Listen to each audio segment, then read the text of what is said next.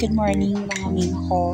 So ito, timpla lang muna tayo ng coffee bago mag-start yung day.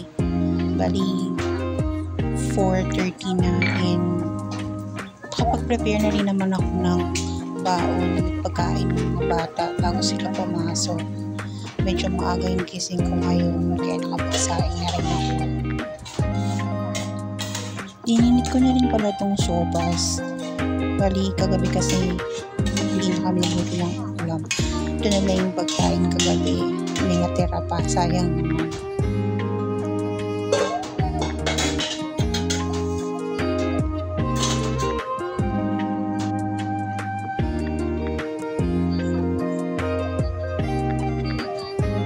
Gisingin ko na rin sila kasi magpa-5 na. Mabagal pa naman nilang kumilos, lalo na pag nagliliguan na. Mahirap din naman magsabay-sabay sa CR dahil isa lang yung CR.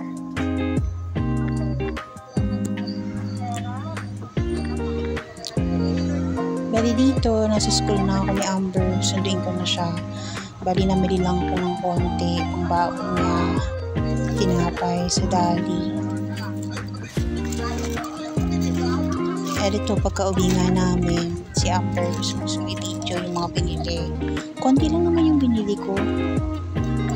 Para video lang sa bahay. Bala ko nga kasi bukas pabaunin sila ng sandwich. Kaya bumili ako ng mayo saka ng tuna para makagawa ko ng tuna sandwich.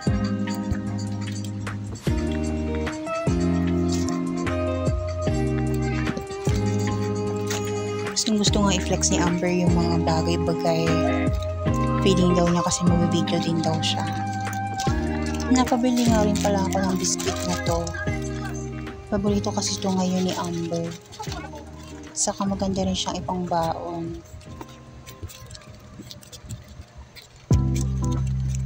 Ewan ko, buti nga hanggang ngayon buhay pa itong biscuit na to.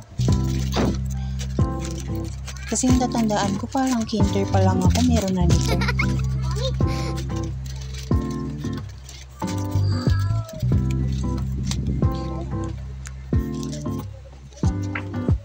Eh, siya naman daw papalit sa akin, magpa-vlog naman daw siya.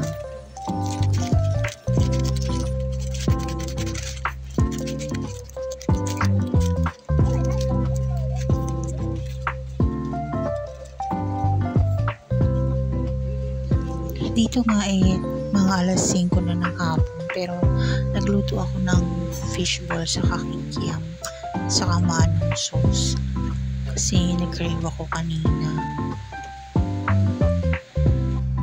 After naman nun, bumalik ako sa taas at ito, pinapanood ko ngayon yung bagong K-pop group na kay A-Hoff. Bet na bet ko to kasi nandito si JL. So ito na nga, susunduin ko na nga si Amber ulit sa school. Lakat-lakat lang muna. May mga banderitas na rin pala dito sa loob ng subdivision kasi mag-fiesta na.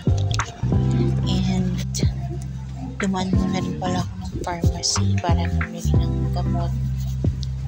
So init, grabe. Tirik na tirik yung araw. Pero that's all for